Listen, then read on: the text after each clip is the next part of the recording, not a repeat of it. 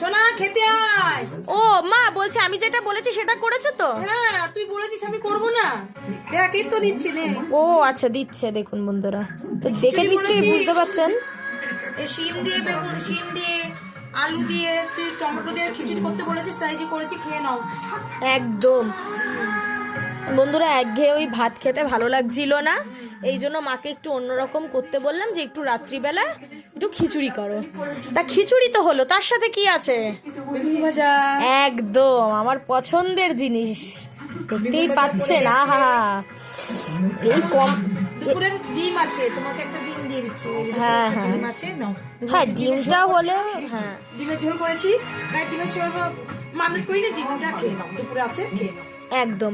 তো দেখতেই পাচ্ছেন আজকের মানে মেনু রাত্রিবেলা এই শীতকালে গরম গরম খিচুড়ি, তাও আবার সব শীতকালীন সবজি দিয়ে, আর তার সাথে মানানসই একদম খাওয়ার মতো বেগুন ভাজা আর একটা ডিম।